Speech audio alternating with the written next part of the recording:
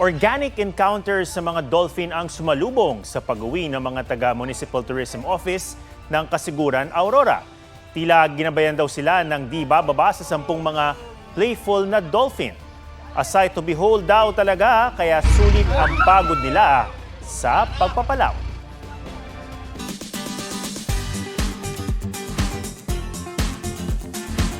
Kung patatagan ng labanan ang tampok naming magkakaibigan, siguradong walang laglagan.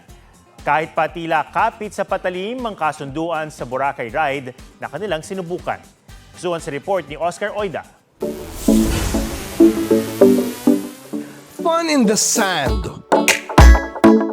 Water adventure fun.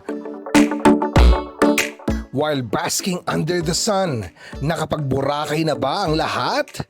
Kung hahabol kayo, lalo't katatapos lang ng Lay Boracay, tiyak na di maiwasang mabudol sa mga ride, tulad nitong UFO. Notorious ito sa pagka-extreme dahil kung di ka hawak ng mahigpit, tsak, ika'y tatalsik. Kaya ang grupong ito nagkasundo. Kung sino man ang malalaglag, siyang manlilibre ng pagkain ng buong tropa. May ilan pang nilalabanan ang takot. Ang netizens nga, dismayado pa nga ni. Wala man lang kasi sa kanila ang kumalas dahil puro competitive at gipit. Kaya napahigpit talaga ang kapit.